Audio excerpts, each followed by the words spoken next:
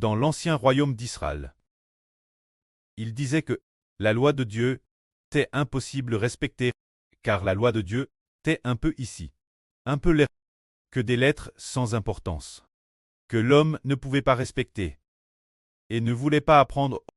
Alors Dieu a prophétisé une telle chose, en disant, Dieu posera en Sion une pierre, pour que tous ceux qui croient en cette pierre ne soient pas confus. Cette pierre, nous l'avons compris, c'est le Seigneur Jésus. Tous ceux qui veulent accueillir Jésus, qui l'appellent Seigneur, peuvent respecter la loi de Dieu et peuvent tous devenir des personnes agréables Dieu. C'est pourquoi Dieu dit, voici, je pose en Sion une pierre prouve. Celui qui s'appuie sur elle ne sera pas confus. Ainsi, tous ceux qui croient au Seigneur Jésus-Christ ne seront pas confus. Parlons ensuite de ceci. Toute l'humanité a été créée par Dieu. Alors, puisque Dieu a créé toute l'humanité, ne voulait-il pas avoir les hommes comme ses enfants? Sa descendance, certes, il le voulait absolument. Mais depuis le péché d'Adam, tous les traits humains, absolument tous les hommes de l'humanité, se sont détournés de Dieu. Cela a fait que Dieu était comme un preux, sans enfant. Sans aucun enfant. De plus, l'épouse de Dieu était comme si avec son mari, elle avait vécu longtemps, Marie depuis longtemps, mais toujours sans enfant. Ainsi, l'épouse de Dieu, qui est compare au royaume des cieux. Le royaume avait l'origine, un fils. Le royaume avait au début, dans le jardin d'Éden, un fils. Mais plus tard, ce fils est mort. Dans le livre du prophète Saë, il est prophétisé, une femme, devenue l'épouse de Dieu, dit, cette épouse dit, je suis dans le veuvage, j'ai été répudie, je suis veuve. J'avais un fils, mais mon fils est mort. Mais, prive d'enfant et solitaire. Comment se fait-il que j'ai tant de fils? Tous ces fils, d'où viennent-ils? Frères et sœurs, réfléchissez. Une vieille femme Thérèse, je. Elle avait d'abord un fils, mais ce fils est mort. Elle a ensuite continué vivre avec son mari, sans pouvoir lui donner le moindre enfant. Alors, le mari la répudie, la rejette, en disant, ton fils m'a aussi abandonné, il est mort, et tu ne peux pas me donner d'autres enfants. Alors je vais ne plus traiter avec toi pour le moment. Je t'aille délaisse temporairement. Je ne veux plus de toi. Alors cette femme Thérèse triste, extrêmement triste, et maintenant vieille Dieu, devenue une vieille dame, mais un jour, elle découvrit comment elle avait obtenu tant et tant d'enfants. D'où venaient ces enfants? Alors elle demanda. Je t'ai pourtant veuve et prive d'enfants. Mes enfants, d'où viennent-ils? Cette femme ne cessait de dire. Mes enfants, d'où viennent-ils? Alors une voix dit cette femme. Ton espace est trop étroit. Tu dois préparer un endroit bien plus grand, car tes enfants seront extrêmement nombreux. Les rois de toutes les nations et de tous les peuples deviendront tous, les rois de toutes les nations et de tous les peuples deviendront tous, les nourriciers de tes enfants, les reines de toutes les nations et de tous les peuples deviendront toutes les nourrices de tes enfants. Et alors, cette vieille femme dit, alors mes enfants, d'où viennent-ils? Moi qui t'ai veuve, et aussi prive d'enfants, mon mari m'a dit quitte depuis longtemps. Plus tard, on découvre que cette femme est la Jérusalem Céleste, se dire le royaume des cieux. Alors, la Jérusalem Céleste, initialement la Jérusalem Céleste, était initialement dans le jardin d'Éden. Alors au début, quand elle était dans le jardin d'Éden, ce jardin d'Éden eut un fils. Ce fils s'appelait Adam. Mais Adam, Dieu lui ordonna, ne mange pas du fruit de l'arbre de la connaissance du bien et du mal. Car si tu en manges, tu mourras. Mais après qu'Adam n'eut pas coup, le jour Madame Adam en mangea, il fut considéré comme mort. Alors cette femme, c'est comme si l'on disait, la femme est comparable au jardin d'Éden, devenue cette femme, devenue épouse de Dieu, le jardin d'Éden n'eut plus de fil.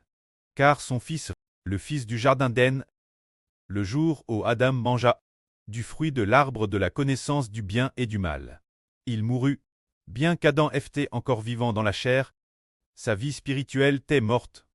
Adam et la descendance d'Adam étaient tous morts. C'est ce moment-là, après leur mort, ce jardin d'Éden, les chérubins.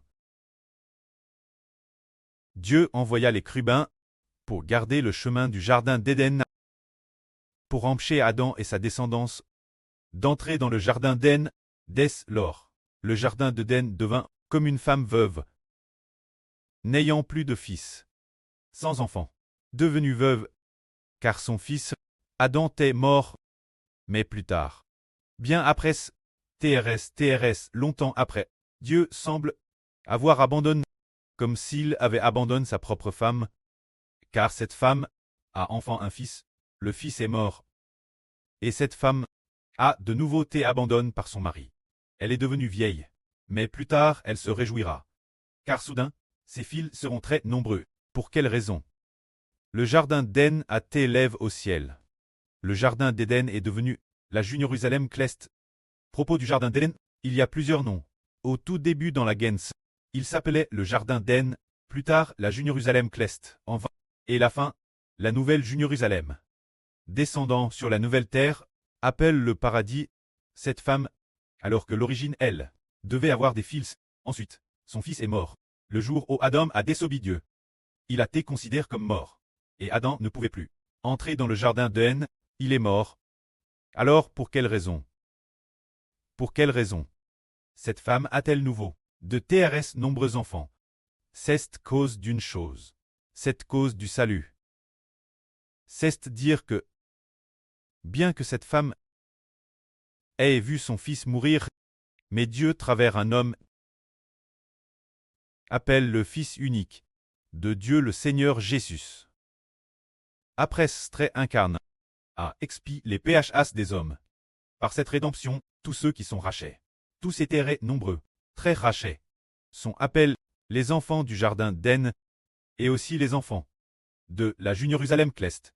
Ainsi, le jardin d'Éden est semblable. Elle pousse de Dieu, comme la femme de Dieu. Elle est devenue terrestre, vieille, existant depuis la création du monde. Et juste la fin du monde, on découvre que cette femme, cette vieille femme, obtient de terrestre nombreux enfants.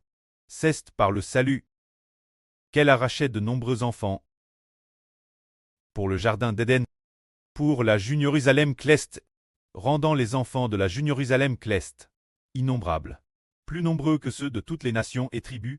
C'est pourquoi, alors que le Seigneur Christ marchait pas vers le Golgotha, portant sa croix, cheminant vers le Golgotha, il dit, femme stérile, qui n'avait pas enfant, poussait des cris de joie. Femme qui n'a pas enfant, clate en cris de joie. Car les enfants de la déesse seront plus nombreux que les enfants de celle qui a un mari, dit Jéhovah. La femme de l'Est est semblable au jardin d'Éden de la gens. Il est compare une femme qui, l'origine, aurait d'avoir de TRS nombreux enfants. Mais le jardin d'Éden, il semble que nous ne puissions plus le retrouver. C'est comme si cette femme était devenue veuve, abandonnée par Dieu. Mais après, découvert que par le moyen de la rédemption, au début si Adam n'avait pas par exemple, Adam, s'il n'avait pas alors la femme d'Adam, donnant naissance des enfants, puis les descendants d'Adam, de plus en plus nombreux, tous dans le sein maternel, au moment madame de la conception, aurait l'Esprit de Dieu, entrant dans le bébé dans le sein. Si Adam n'avait pas Adam aurait pu amener tous, au moment de la conception dans le sein, avoir l'Esprit de Dieu. Dans ce bébé, ainsi, tous ceux qui naissent deviendraient des enfants de Dieu. En toute logique, ce sont les descendants d'Adam. Par exemple, Can, Abel de Gnarsion en Gnarsion. Dans le sein maternel, ils devraient avoir tous le Saint-Esprit en eux. Mais cause de, après qu'Adam a si une femme tombe enceinte, déesse, la conception dans le sein, ce n'est pas le Saint-Esprit qui y entre, mais l'esprit du péchage qui y entre. Alors l'esprit du péchage y entrant, l'homme n'est pas un descendant de Dieu, mais un descendant du péchage, se dire, de Satan l'ange de Tchou. Les descendants, alors que faut-il faire? Pour faire de l'homme un descendant de Dieu, que faut-il faire? Pour devenir un descendant de Dieu, il faut avoir l'Esprit de Dieu. Et l'homme doit non seulement devenir un descendant de Dieu, mais aussi devenir un descendant du Seigneur Jésus-Christ. Alors il faut aussi avoir l'Esprit du Seigneur Jésus-Christ. Que faut-il faire? Eh bien, puisque les enfants naissent de la grossesse humaine, sont tous du pchash. Alors que faut-il tout simplement faire? Par la rédemption, racheter ceux qui croient en Jésus. Et ils sont sauvés. Ceux qui sont sauvés, une fois sauvés, d'accord, déesse qu'ils croient, au moment du salut, mais l'Esprit de Dieu, directement en l'homme. Prenons un exemple. Par exemple, les apôtres Pierre, Jean, Jacques. Le jour de la Pentecôte, ils ont reçu le Saint-Esprit. Le moment où ils ont reçu le Saint-Esprit, c'est un peu comme cette mère cleste. Le moment de donner naissance à un enfant, se dire le moment de recevoir le Saint-Esprit, se dire la mère cleste. Donne naissance Pierre, Jean, Jacques, André et ces personnes. Le moment de recevoir le Saint-Esprit, c'est le moment de devenir des enfants du royaume des cieux. Mais quand nous naissons du sein maternel, tions connus dans le sein, notre mother nous portait, quand nous tions chez notre MRE, dans son sein, nous n'étions pas encore des enfants du royaume des cieux. Le royaume des cieux est une mère et ne sont pas encore des enfants de Dieu. Au moment de la conception dans le sein maternel, et au moment de la naissance, ce n'était pas non plus le cas, jusque ce qu'ils croient au Seigneur Jésus. Au moment de recevoir le Saint-Esprit, le moment de recevoir le Saint-Esprit, c'est tout comme si la mère cleste nous avait enfants, et c'est aussi comme si la mère cleste nous avait port. Ce Dieu est, par ce moyen, et par conséquent, au début de si Adam n'avait pas pch, alors Dieu aurait, par le biais de la reproduction, fait de toute l'humanité des enfants de Dieu, devenant ainsi les enfants de la mère cleste. La mère cleste, la gens, le chapitre 3 dit, la femme fut appelée, Dieu dit au Satan dit au serpent, je mettrai de l'inimitié entre toi et la femme. Cette femme, c'est le royaume des cieux. Et je mettrai aussi, entre ta descendance et sa descendance, de l'inimitié. La descendance de la femme, c'est le frère Ashbert. Quand la femme, elle n'avait toujours pas de fils, jusqu'à ce que le l'enfant de la promesse arrive, qui est le Seigneur Jésus-Christ.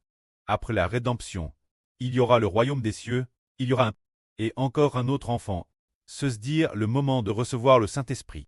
Quand une personne croit au Seigneur, au moment de recevoir le Saint-Esprit, elle devient de la mère cleste, l'enfant sous son nom, et devient de la Jeune Jérusalem, cleste l'enfant sous son nom. C'est alors que nous découvrons qu'en réalité Dieu veut, par le biais de la rédemption. Par exemple, une personne, Adam tête DJ mort. Au moment Madame O, il cesse rebelle contre Dieu. Sa vie spirituelle est morte. Alors tous les hommes, tous les descendants d'Adam, sont devenus des morts, ce qui signifie des personnes sans l'Esprit de Dieu, qui n'appartiennent donc pas aux enfants du royaume des cieux, n'appartiennent pas aux enfants du royaume de Dieu.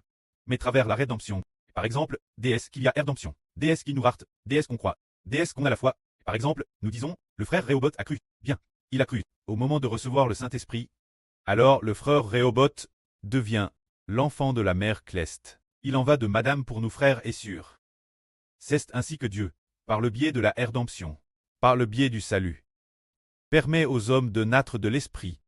Mais si Adam n'avait pas pch, alors la femme d'Adam, et ensuite les descendants d'Adam, le moment de la conception aurait été le moment de recevoir le Saint-Esprit, mais maintenant, Adam a pch, le moment de la conception, est devenu au contraire le moment où l'on revoit l'esprit de pch, le moment d'enfanter, et aussi celui d'enfanter un pécheur. Que faut-il faire alors? Par la rédemption, le salut croire en Jésus, frère bâti. Celui qui croit, reçoit le Saint-Esprit, et obtient la rédemption. C'est par ce moyen que s'accomplit ce que dit l'Écriture, Dieu a établi le Christ Seigneur, comme une fondation solide. Celui qui croit en lui obtient la rédemption, et naît de l'Esprit, devenant un enfant de l'Esprit. Que la gloire soit auprès et au Seigneur. Amen.